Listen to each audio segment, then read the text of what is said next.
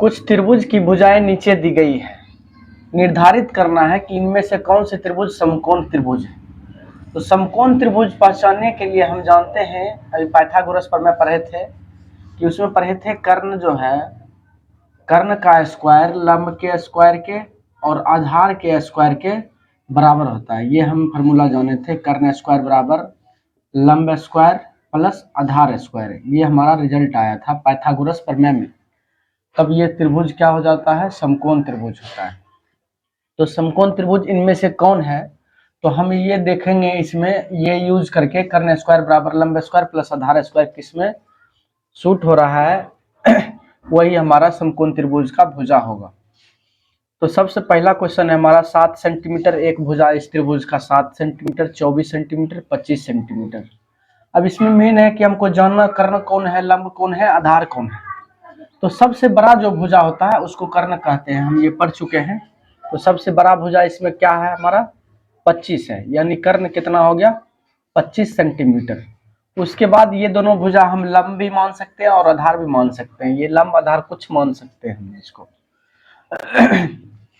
तो आइए हम फार्मूला पर इस काम करते हैं। लिखा हुआ कर्ण स्क्वायर बराबर लंब स्क्वायर प्लस आधार स्क्वायर। कर्ण का मान कितना है 25 का स्क्वायर देंगे, लंब का मान कितना है 7 ले लेते हैं और आधार को 24 ले लेते हैं, 24 सेंटीमीटर। चलो 25 का स्क्वायर करेंगे 625 हो जाएगा, 7 का स्क्वायर 49 प्लस 24 का स्क्वायर करेंगे 576 हो जाएगा। दोनों को जोड़ देंगे 625 बराबर, इधर भी जोड़ देते हैं 9 6 15, 7 4 11, 1 12, 5 1 6, 625 इधर भी आया, 625 इधर भी आया, दोनों बराबर आया। इसका मतलब हम कह सकते हैं ये 7 सेंटीमीटर 24 सेंटीमीटर और 25 सेंटीमीटर ये समकोण त्रिभुज के भुजा है। ये समकोण त्रिभुज के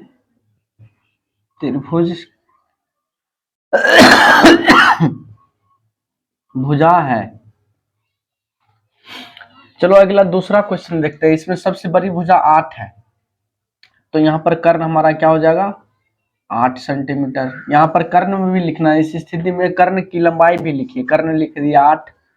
उसके बाद हम स्क्वायर करेंगे, 8 का स्क्वायर बराबर ये दोनों का स्क्वायर का जोड़, 3 का स्क्वायर प्लस 6 का स्क्वायर, 8 का स्क्वायर 64 और 3 का स्क्वायर 9 हो गया, 6 का स्क्वायर 36, 36 9 कितना हो जाएगा 45 और इधर 64, दोनों बराबर नहीं आया तो अतः लिखेंगे यहाँ पर ये समकोण त्रिभुज की भुजा नहीं है, ये समकोण त्रिभुज की भुजा नहीं है, भुजा नहीं है। अब अगला क्वेश्चन देखते हैं हम, 50 80 100 सेंटीमीटर दिया हुआ है। सबसे पहला तो कर्ण हमारा हो जाएगा 100, कर्ण को 100 लिख लेते हैं, मान लेते हैं 100। अब इसमें कर्ण तो ये समकोण त्रिभुज है ही नहीं, तो ये कर्ण हमारा 8 सेंटीमीटर होगा नहीं। हम मान लेते हैं चलो कर्ण कितना है 100, क्योंकि सबसे बड़ी भुजा को कर्ण कहते हैं, तो सबसे बड़ी भुजा क्या है 100, तो 100 को मान लेते हैं कर्ण है। तो हम यहाँ पर फॉर्मूला लगाएंगे, कर्ण स्क्वायर बराबर लंब स्क्वायर प्लस आधार स्क्वायर। तो कर्ण का मान 100 है, 100 का स्क्वायर प्लस आधार लंब कुछ भी हो सकता है, तो 80 का स्क्वायर देंगे प्लस 50 का स्क्वायर देंगे। 100 का स्क्वायर करेंगे, 1 पर 4 को 0 आ जाएगा, बराबर 80 का स्क्वायर करेंगे, 8 8 64 डबल 0 प्लस 25 पर डबल 0, ये कितना हो गया 5 4 9 6 2 8 2 0 हो जाएगा, इसको जोड़ देंगे तो दोनों बराबर आया, नहीं आया तो हम बोल देंगे अतः ये समकोण त्रिभुज की भुजा नहीं है और ये कर्ण भी नहीं हो सकता है, क्योंकि समकोण त्रिभुज होगा तभी कर्ण हो सकता है। हम माने यहाँ पर कि ये कर्ण है। चलो अगला क्वेश्चन है हमारा 13 सेंटीमीटर 12 सेंटीमीटर 5 सेंटीमीटर। हम इसको नीचे बना लेते हैं। यहाँ पर सबसे बड़ी भुजा है 13, तो इसको मानते हैं चलो ये कितना है कर्ण है 13 सेंटीमीटर। तो हम फार्मूला लगाएंगे, कर्ण स्क्वायर बराबर कर्ण का मान 13 है, 13 का स्क्वायर बराबर 12 का स्क्वायर प्लस 5 का स्क्वायर, 13 का स्क्वायर 169 बराबर 12 का स्क्वायर 144 प्लस 5 का स्क्वायर 25, इसको जोड़ लेंगे 169, इधर भी 169, दोनों बराबर आ गया, तो हम बोल सकते हैं अतः ये भुजाएं समकोण त्रिभुज के हैं, समकोण त्रिभुज के हैं। जिसमें कर्ण बराबर कितना हो जाएगा 13 answer. Question number 2, P Q R एक समकोण त्रिभुज है। सबसे पहले एक समकोण त्रिभुज बना लेते हैं पी क्यू आर। चलो एक पी क्यू आर समकोण त्रिभुज बना लिए, जिसमें कि पी जो है 90 डिग्री है, समकोण है। तो पी को यहाँ पर लिखेंगे, बाकी बाद क्यू को और आर को इस साइड लिख लेते हैं। ये हमारा 90 डिग्री का है। चलो क्यू आर पर ये जो रेखा है क्यू आर, इस पर एक लंब खींचा है पी एम। यहाँ से हम यहाँ पर लंब खींच लिए, इसका नाम डाल दिए पी एम। चलो लंब डाल दिए, इसका नाम है एम। दर्शाना है पी एम स्क्वायर, इसका पी एम का स्क्वायर गुना बराबर होता है क्यू एम गुना एम आर होता है, ये सिद्ध करना है। तो सबसे पहले हम लिख लेते हैं, दिया है क्या चीज दिया हुआ हमारे पास कि त्रिभुज पी क्यू आर एक समकोण त्रिभुज है। पी क्यू आर एक समकोण त्रिभुज है जिसमें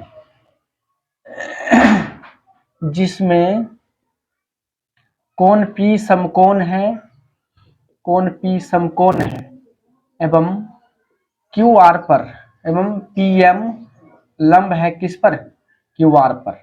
ये लिख लिए। चलो दर्शाना है या सिद्ध करना है हमें, क्या सिद्ध करना है।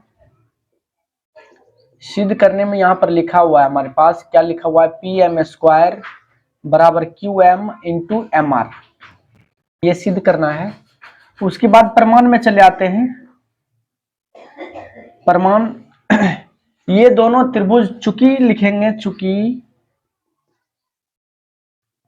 त्रिभुज पी एम आर और पी एम क्यू दोनों त्रिभुज समरूप होगा। क्यों समरूप होगा, क्योंकि हम प्रमेय 6.7 में पढ़े थे कि अगर कोई समकोण त्रिभुज है, समकोण वाले सामने भुजा पर अगर लंब डाला जाए तो दोनों तरफ का बना त्रिभुज जो है समरूप होता है। इसलिए चूंकि लिखेंगे त्रिभुज पी एम आर समरूप क्या हो जाएगा, पी एम क्यू, ये दोनों त्रिभुज समरूप होगा। प्रमेय लिख देते हैं यहाँ, प्रमेय 6.7 से।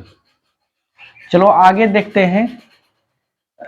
जब दोनों त्रिभुज समरूप होगा तो उसका भुजा क्या होगा, अनुपात में होगा। संगत भुजा एक ही अनुपात में होगा।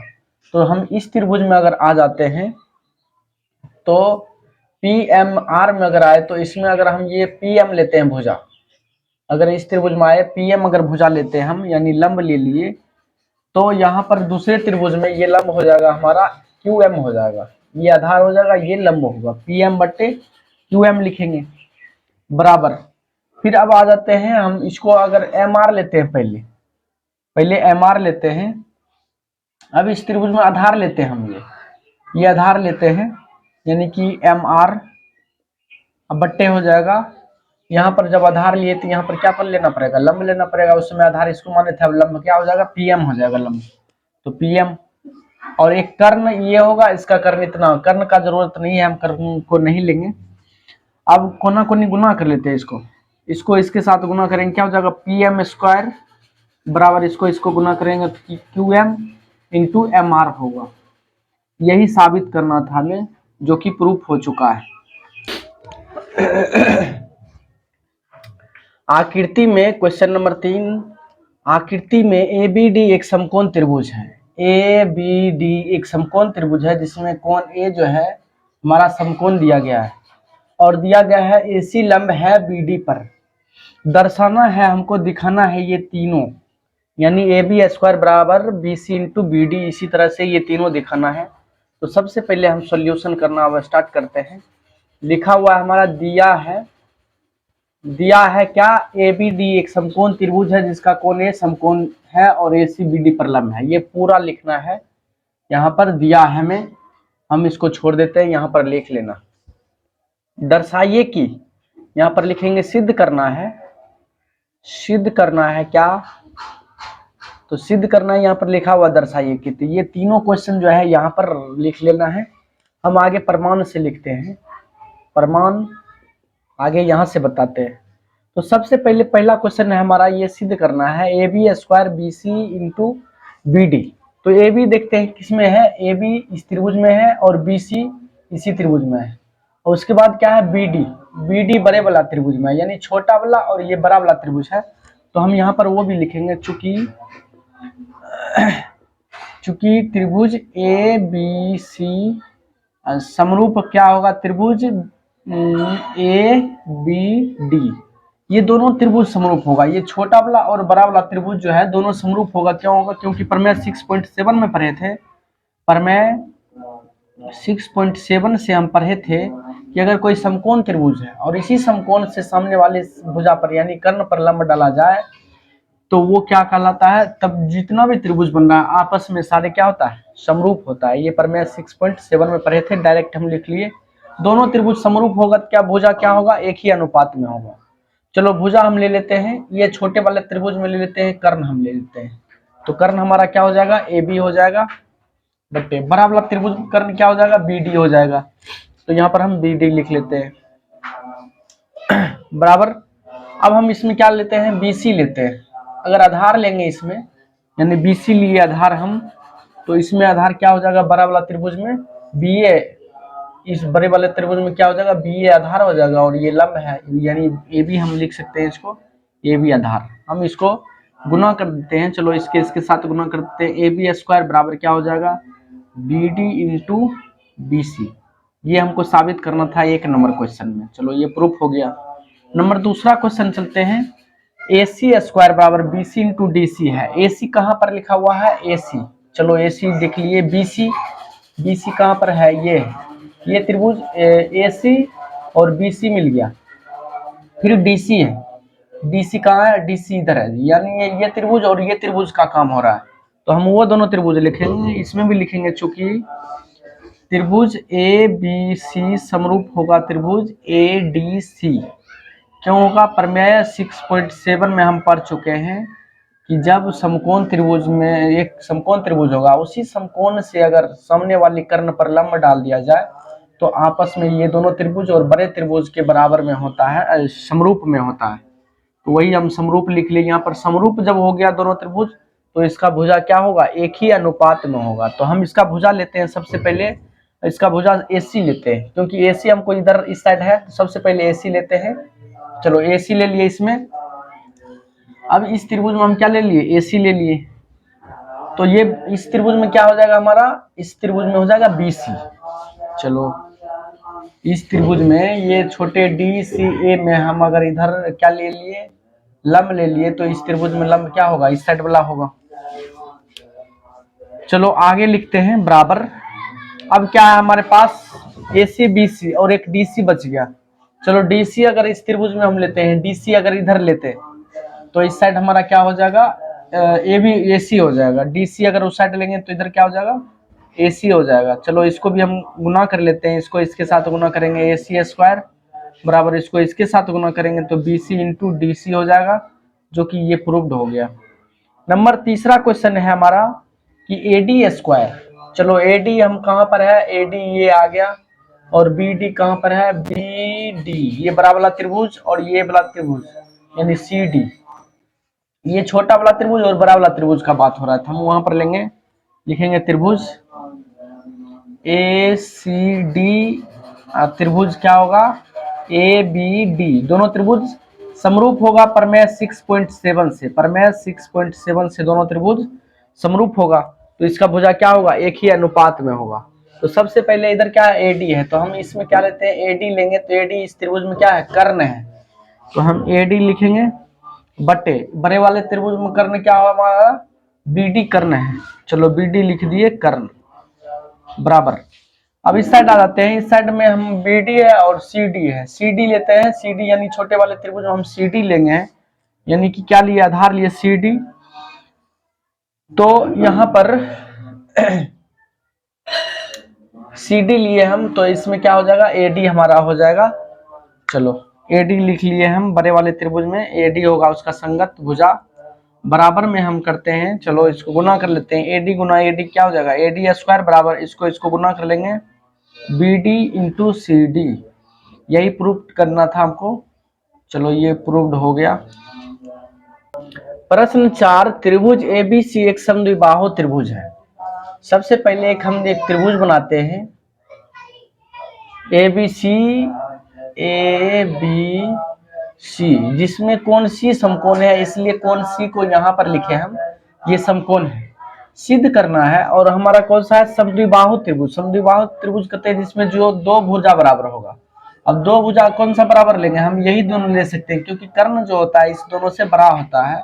अगर हम इसको बराबर नहीं ले सकते हैं इसी को, तो इसलिए हम ये दोनों भुजा बराबर ले लिए, यानी कि AC बराबर क्या, BC ले लिए। ठीक है, चलो सॉल्यूशन हम कर रहे हैं। उसके बाद हमें साबित करना है AB स्क्वायर बराबर 2AC स्क्वायर। चलो ये एक समकोण त्रिभुज है, तो पाइथागोरस प्रमेय इसमें लागू हो सकता है। हम लिखेंगे पाइथागोरस प्रमेय से। पाइथागोरस प्रमेय से क्या हो जाएगा, यहाँ पर कर्ण हमारा क्या है, AB है, तो हम लिख सकते हैं AB का स्क्वायर बराबर, चलो क्या हो जाएगा, आधार गुना लंब। चलो यहाँ पर 20 आधार का स्क्वायर प्लस लंब का स्क्वायर, तो BC का स्क्वायर प्लस क्या हो जाएगा, AC का स्क्वायर। आगे चलते हैं, AB स्क्वायर बराबर BC square plus AC square है। अब यहाँ पर हम BC बराबर में क्या है, AC है, तो BC को हटाकर हम क्या लिख सकते हैं, AC लिख सकते हैं। यहाँ पर हटा देते हैं इसको और लिख लेते हैं AC का स्क्वायर। चलो AB स्क्वायर बराबर AC square plus AC square कितना हो जाएगा, 2AC स्क्वायर हो जाएगा, जो कि यही साबित करना था, AB स्क्वायर बराबर 2AC स्क्वायर, यही प्रूव करना था।